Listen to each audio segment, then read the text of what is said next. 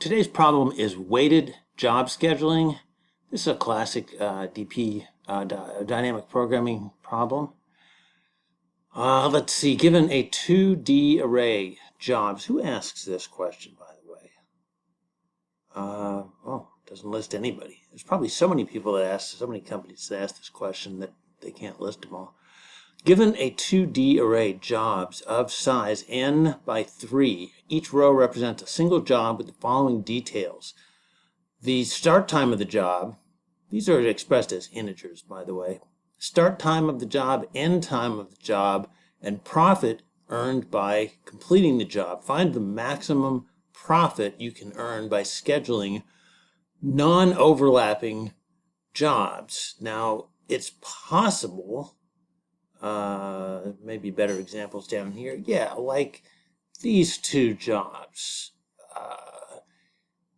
One starts at 1, ends at 3, one starts at 2, ends at 5. You can't do both of those because those are overlapping jobs. These, on the other hand, these are non-overlapping jobs. The first job ends at or before the start time of the second job. Okay. Note, this is what I just said, I think. Two jobs are said to be non-overlapping if the end time of one job is less than or equal to the start time of the next job. If a job ends at time X, another job can start exactly at time X. All right. Let me come back to the examples. Jobs size, okay, the number of jobs will be somewhere between 1 and 10 to the 5th, 100,000. The start and end times of jobs will be somewhere between 1 and a billion, I2. So that would be the profit. Profit for each job will be somewhere between 1 and 10,000. Time complexity n log n, auxiliary space O of n, topic tags, dynamic programming, binary search, recursion. All right. I don't think a straight up recursive solution is going to work here with a jobs array of that size, 10 to the 5th, 100,000. I don't think that's going to work. But, I mean, a recursive solution converted to a top-down dynamic programming solution, I think, would work. We're actually going to do a bottom-up dynamic programming. Binary search, same thing. You'll see this when we look at it, but there's going to be, we're going to need to look through the jobs array to find jobs that end at or before a certain time. Okay? Now, one way we could do that is a linear search. That's going to give us an n-squared algorithm. One way we could do it is a binary search, which is what we're going to do, and that would give us an n log n time complexity. Actually, let's look at these. What can we do here? 1 and 2, okay, then 3 and 5, 6 and 19. Now, none of those are overlapping, so we could do all of them. That would be 170 profit, but this job, which overlaps the middle two jobs, this gives us 200. That's good. It also starts when the first job ends. So we could do the first job and the fourth job and get 250. That's good. Okay, this one. Let's see. 60. We can't do both of these, the 60 and the 50. Let's focus on the 60. If we did the 60, we could also do this job, the third job, which starts at time 4. So 60 plus 70 is 130. this job here overlaps the third job and doesn't have as much of a profit. So looks like the best way to go is the first job, the third job, 130. All right. Move this over here. All right. I got to move this over a little bit so we can see things. Okay, let's look at the second example. N is the length of the jobs array. You could do this with just arrays, an array of arrays, but this is object-oriented programming, so you're going to come off better in an interview situation if you create a job class rather than just leaving the information as 3-element arrays. Okay, so we've got a job class. It contains start, end, and profit. So we'll go through the jobs array and create jobs with start, end, profit and put them in an array of job objects, which we can call job list. We're going to sort the job list. We're going to sort it based on ascending end times. Okay, you'll see why that is. But let's see, job list, compare j dot end. Yes, that is the end attribute. We're sorting the jobs on the end attribute. Create a DP array of size n. Let me get a pen. We'll do that. DP array. Let's do this. 0, 1, 2, 3. To leave a little space there. All right. Let's see. Okay, what does the DP array represent? So the DP array at each index represents the maximum profit available for all jobs up to and including that index, right? So we're going to iterate through the sorted jobs, and for each job we've got two options. We can either exclude that job, which would mean that the maximum profit at index I is the same as the maximum profit at index I minus 1, because we're not doing the job at index I. Now, if we include the current job, I wonder if I should start going through this. Let me kind of do this simultaneously. All right, so first of all, I is 1. Exclude profit. Oh, wait a minute. There's something I'm missing here. Yes, there it is. Okay, DP at 0 equals the profit from job list 0. That's this, and the profit is 60. So as of job 0, our maximum profit is 60. Now, these are already sorted ascending by end time. So the sort is not going to change anything there. But in any case, we would sort it here. Exclude profit. At 1, exclude profit is DP from I minus 1, meaning if we don't do job 1, our profit there is going to be 60.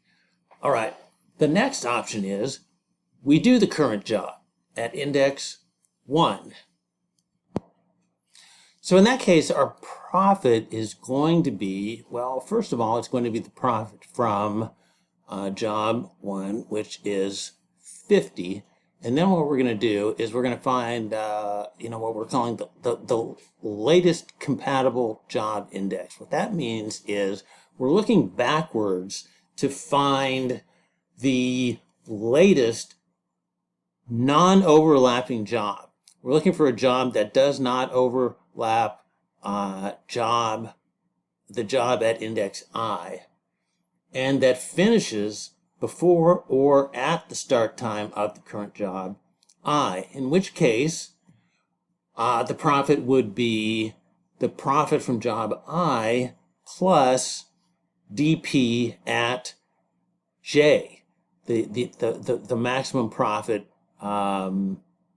from the latest non-overlapping job. How are we going to find that? Find the latest compatible job. Okay, let me take that off and scroll this down a little bit. Find the latest compatible. It's a binary search. It's a binary search between the indexes 0 and index minus 1. So we're looking backwards. Let's see. And we're looking for jobs where the end of the job is less than or equal to the start of the current job. And if we find such a thing, we will return the index of that job. If we don't find anything, we will return -1. All right, we scroll this back up so things line up again. All right. So in this case, let's see, what are we on? 1. What is the latest compatible job that ends before this one starts? Well, there's only one job there, and it doesn't end before this one starts. In fact, it ends at 3. This one starts at 2. So the latest compatible job index is -1, and we cannot add anything to this. It is 50. All right. Math max of 60 and 50 is 60. Right? That should be pretty clear because these overlap, and we can only do one of them. So we do the one with the largest profit. All right. Go through the loop again. 2. Let's see. Exclude profit would be dP at I minus 1, which again is 60, meaning, all right, well, we don't do job 2. So we would just move the profit from job 1 forward. What if we do job 2? What is the profit? What is the profit from job 2? Well, it's 70. Okay, that's good. 70.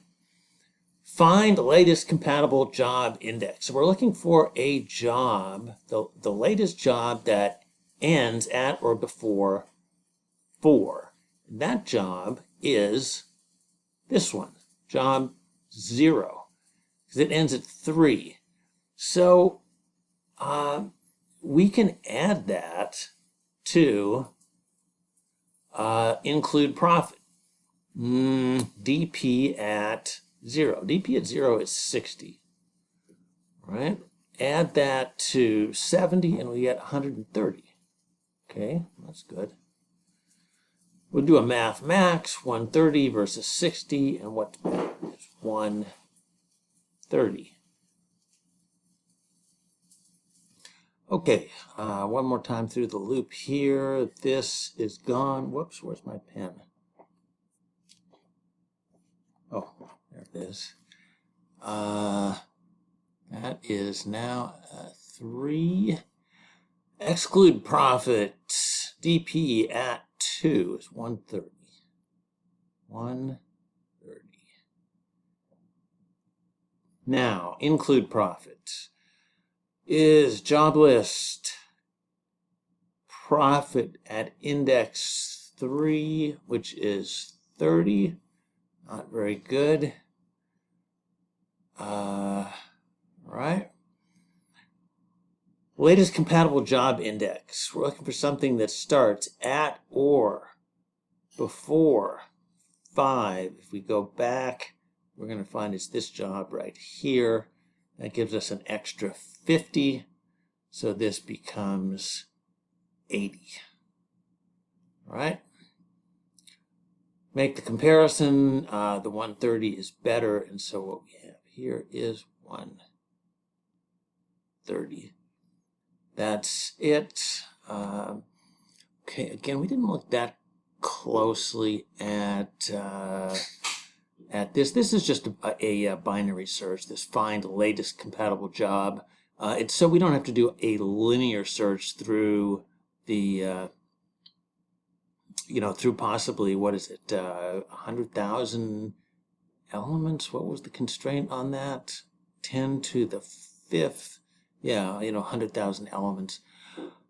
The jobs are sorted by end time ascending. So we just come in and start at 0. We have a high of index -1 because we're looking for previous jobs. Now we do a binary search for the last job that completes before the current job starts, if there is one. All right. Where do we leave off here? Okay. Also, now they mentioned recursion here. I don't think a straight recursion is going to work. Maybe I already said that. A recursion converted to dynamic programming would probably work. Let's just delete these. So instead of this for loop, what we'd have is a recursive procedure to compute exclude profit. We would do a recursive call. Well, okay, so we do an initial call to the recursive procedure where we send in index 0 to start with, and exclude profit. Anytime we have exclude profit, we do a call to the recursive procedure with index +1, meaning we're going to skip the current job and just figure out what is the max profit we can get without doing this job. Now for the include current job. The include current job is going to be, again, the profit of doing the current job, and we're still going to have to do this, find the latest compatible job index and do a recursive call to this procedure passing in the latest compatible job index.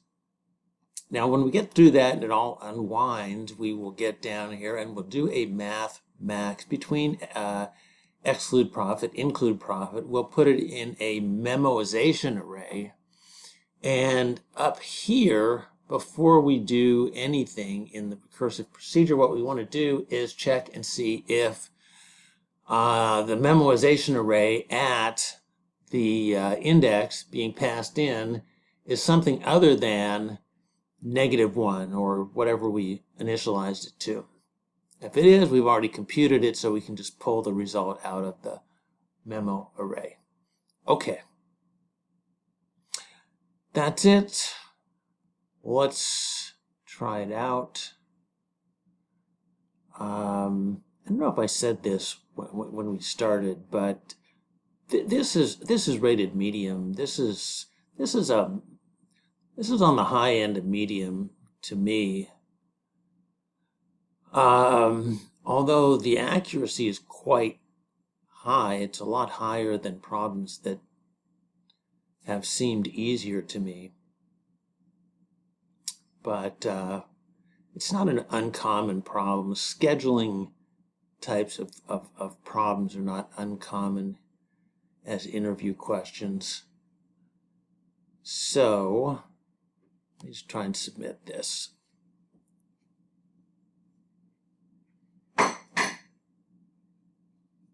All right, very good.